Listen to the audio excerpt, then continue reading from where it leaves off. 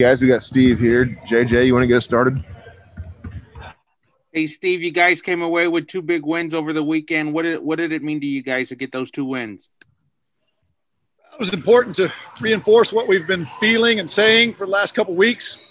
You know, we felt like we were heading in the right direction. We were excited about our play in recent weeks, and we knew we had an opportunity to go down there and compete and give ourselves a chance to win two ball games, you know, and to come back here having won, I guess, 5 out of 6 now. It was a good feeling. The way we played really helped us. You know, we played well enough on Friday. It's interesting. These back-to-backs are just different. You know, it's 80 minutes of basketball against the same opponent, obviously. But you kind of when you play that many minutes and have that many possessions, you can kind of get into a rhythm, get into a comfort zone. You expect that offensively, but I think that happened defensively. We had a good game plan. Coach Hood brought some ideas last week for the game plan that were a little bit different than what we usually do. And defensively, we bought into it. We bought into it and executed it enough the first day to get the win. And then the second day, it really started to click with our guys. So it was good. You know, you guys have been talking about our lack of road wins. I think some of our fans may have been talking about that. We weren't panicked. I don't think it was a mental block for us, but it was still a good feeling to get a couple on the road. You come back home where you guys are pretty good at home. Do you feel like on the radio you said you feel like you guys are in strong position to go on a run? Next 4 out of 6 are at home. You think that's fair assessment? Yeah. Again, we talked about things several weeks ago. You know, where are we at? How do we feel about things moving forward? Heading into the Southern Miss home games, you know, we knew that was an opportunity to get something positive started. It just felt like right prior to that, there was just a new feeling of optimism. We knew that if we could start it with 2 home wins against Southern Miss and get things rolling, that we hoped we could be in this position, you know. And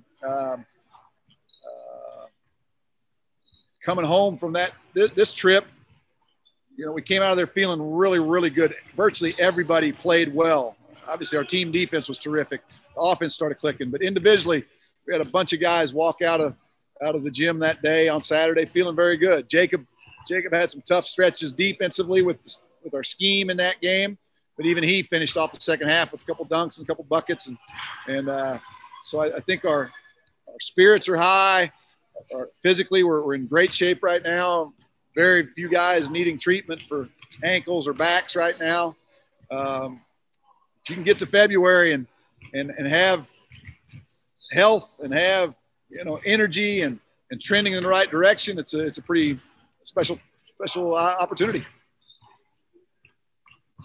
Greg, go ahead. Steve, what did you see from Eric Parrish in these 2 games? He seemed to have one of his better weekends for you guys. Yeah, we really hoped he would step up down there. That type of opponent, that style of play, we thought would lend itself to him having good opportunities. Again, our game plan, we needed to be home, to stay home on their 3-point shooters. So we didn't want to just be standing out there stagnant, face guarding without activity. We needed to get in there and help, but quickly get back out. And that just sets up perfectly for Parrish because of his anticipation, because of his length. And so really a good game for him defensively. On the offensive end, you know, we thought we would have some pace. We thought there'd be some open court opportunities, and that's really where he thrives. So, yeah, I think he was 6 for 6 in the second game. Just was a good weekend for him.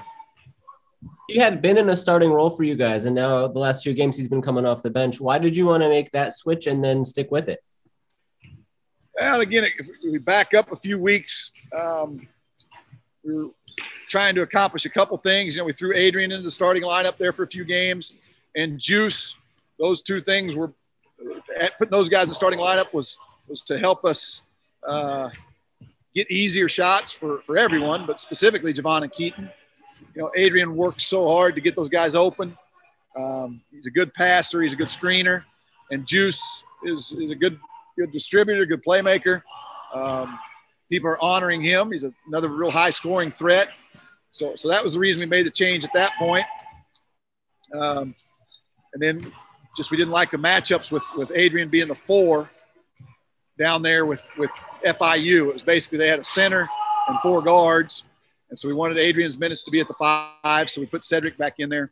And just we've gotten off to pretty good starts in most of these ball games. Juice is doing a good job, bringing different guys off the bench. It does matter to the kids, the coaches.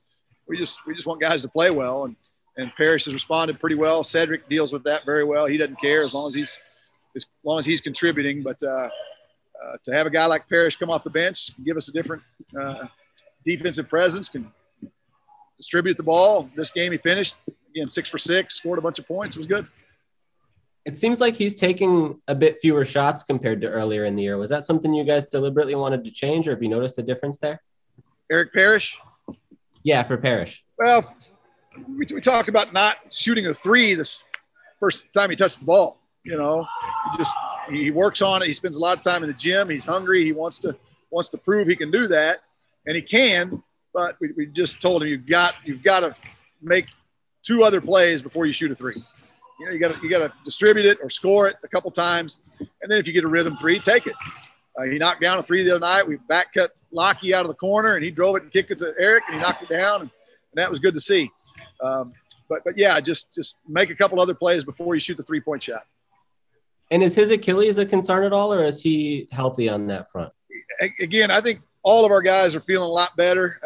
He hasn't been dealing with that much lately. Our guys continue. Josh does such a good job with different forms of treatment and massage and all that. Some of those guys will continue to go in to see him even when they're feeling pretty good. But training room has not been very busy here the last few days. Coach, Ryder Martin with the Paisano here. You reinserted Cedric Alley Jr. back into your starting lineup this past weekend. What did he give you to help you really get you guys off to such a fast start against FIU? Yeah, Cedric's, again, feeling the best that he's felt in quite some time. Certainly since the hard fall that he took, heading into the Rice game, he was dealing with one thing, and then he took a hard fall in the Rice game, the first 2 conference games. So he was nowhere near 100% for several weeks there. I think he's feeling better. He's one of our best defenders. It's one of our toughest guys. He's relentless on the boards, and he makes enough plays offensively that people have to respect him at the 3-point line. We like to get him 20 to 25 minutes a night when we can, and right now he's feeling very good. Seems to be re-energized, and so he's the ideal 4-man for a lot of our opponents. FIU matchup was perfect for him. We actually played him at some 5 just so we could switch. The key to that, all that FIU stuff, was the middle ball screen, and so Cedric can guard the ball and he can guard the screener and switch, and so he gave us a great defensive presence down there, and it just made sense to get him back in the lineup. Now, last game out, Javon set the Conference USA career record for career-made field goals last game. When he first came in here as a freshman 4 years ago, did you have any inkling he could ever end up reaching these heights and climbing out the record books like he has? Well, we knew he was going to score a lot of points. I mean, it's just in him. It's just what he does. I wasn't surprised he led us in scoring as a freshman, and I wasn't surprised that he kept getting better because he's always in the gym and he's matured and he's gotten physically a little bigger, not a lot, but a little bigger physically, but he's improved his practice habits. It's pretty impressive what he's done. I mean, let's be honest, to average what he did as a freshman and then take it up a notch as a sophomore and up again. It's been pretty amazing with he and Keaton, but no, I don't know that I would have anticipated him being where he's at now in terms of Conference USA rankings. It's pretty amazing. Thank you, Coach. I'm not shocked either, but yeah, it's pretty impressive. Jerry, go ahead. Yeah, Coach, I just wanted to ask you about Keaton. He sounded a little bit surprised that he had moved up to number 2 on the UTSA scoring list. He said he didn't find out until Monday. What did you tell him about that? Did y'all have a conversation about that? Honestly, we didn't. Those guys those guys, it seems like every time you turn around, one of them's reaching another benchmark or receiving another award. It's kind of fascinating. 2 or 3 weeks ago, Javon is the National Player of the Year, the National Player of the Week, and he wasn't the Conference USA Player of the Week. It's almost as if we've become a little numb to some of the amazing things those guys do, almost as if Conference USA has become a little numb to it. And that's not really right. It shouldn't be the case. It's a compliment in a way, but it's not all good. So no, we can't stop and congratulate them on every single award they win, because it happens all the time. But yeah, heading into the season, we knew he would be on track to get there at some point. I didn't realize until recently he's closing in, I guess, on 2,000 points as well. Right. That'd be a tremendous accomplishment, certainly. So we're in favor of all those things, but the focus is just on trying to get better and winning the next game. And if we do that, all those individual things keep occurring. So, yeah, it's very, very impressive. And Javon, again, the field goal total, and then somebody told me it was in way fewer games. I don't even know who had the record. Was it Elmore? I don't know, but he did it in fewer games than Elmore. So, some incredible individual accomplishments. Coach, I've seen enough practices out there. It seems to me like in practice you can tell there's sort of a good tension, so to speak, between Javon and Keaton, because they're so competitive in everything they do at every moment out there in practice. How much do you think one has fed the other and vice versa this year in over the course of their careers, just the way they work and the natural tension that comes from that? Yeah, it's been really, really fascinating to watch. And we witnessed something similar when we were at Oklahoma with Buddy Hield and Isaiah Cousins. Buddy got a little more attention, and it seemed like every time Buddy would reach a new milestone or get a story written about him, Isaiah would work a little harder. And Isaiah ended up having a phenomenal career, got drafted after his senior year, and those two fed off of each other. And as competitive as they would be, it's just like Javon and Keaton. They can be very, very competitive at times, but they've also developed a very close friendship. And I think they have a great respect for each other. They go about things a little bit differently, but the thing they go about similarly is right now. I mean, there's 8 guys left in here right now. 20 minutes from now, there'll be 4 guys, and 30 minutes from now, there'll be 2 guys. And it's just so often that those 2 are the guys that are just in here working on their craft. And so it's not a surprise that they've had a ton of success, because they invest, they work very hard, they complement each other on the court, they compete against each other when they're on opposite teams in practice. And I think they have helped each other reach new heights. Greg, go ahead. Steve, on a more somber note here, I want to pass along my condolences, but also just ask your reaction to the news of Lou Hill's passing over the weekend. Yeah, thank you. Probably be hard for me to talk about it very much, to be honest with you, but yeah, just devastating news on Sunday. Lou Hill was a friend of mine. We coached together for 12 years. Coach Peck was on our staff at UNLV when we first got there. He spent some time with Lou. Coach Thompson spent 5 years with him at Oklahoma. So we had a lot of connections there, but yeah, 12 years together, and very, very good friend. He was a good man. He was, it's really, really heartbreaking. Stay in very close contact with him. Talked to him pretty regularly, and he was, dealing with some health issues, and but breaks my heart, to watch him continue to grow. He was such a mentor to the players. He had a reputation of being a terrific recruiter, which he was. But after the kids landed on our programs, in our programs at UNLV and Oklahoma, he was terrific mentoring them. He was a terrific father figure to those that needed a father figure. He grew as a coach. He grew as a man. He has older daughters that we didn't see him around as much, but we saw him almost daily with his younger children, LJ and L, and watching him interact with them was special. And it's heartbreaking. It's heartbreaking. We lost a a good coach and a great man, and our prayers are with Renee and all of his family. Does that situation at all put any new focus on the risks of this season and how you guys move forward from here?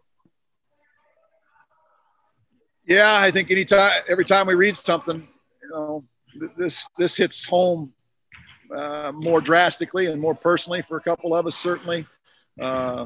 This is different. This is a lot different than somebody testing positive. This is a lot different than contact tracing. This is a good man who lost his life. So yeah, it's concerning and certainly we know we don't want to contract COVID, but yeah, this just brings it closer to home, and we'll continue to talk about it. We've talked to our guys anyway about aside from that, prior to that, we talked about when we got off the bus Saturday. We talked, hey, we're trending in the right way right now. We're healthy. We're feeling good. We have an opportunity to do something special down the stretch. So with that being the case, we want to make sure we're masking, continuing to mask. Don't let down your guard. Continue to give them the same messages, don't go out, go home, go to your apartments, go to the dorms. And it's hard. It's wearing on the kids. It's probably wearing on the teams that are losing or struggling, probably wearing on them a lot more than the teams that are having success. But the message is the same. Wear your mask, go home, isolate, don't socialize. And that's hard for 18 to 22-year-olds to do. But, there's Lose News. There's, Tom Konchalski, another guy in the basketball world that was highly respected. There's statistics that Jeff Goodman reported a couple days ago. The first week of February was had the most cancellations since January 1st. He showed the week-to-week breakdowns. So February 1 to February 7 had a high number of cancellations or postponements. That's concerning. It's every time I click on the scores every single night to look at scores and how many games are postponed. It's tough. Thank you, Steve. I appreciate you answering that. Thanks, Greg.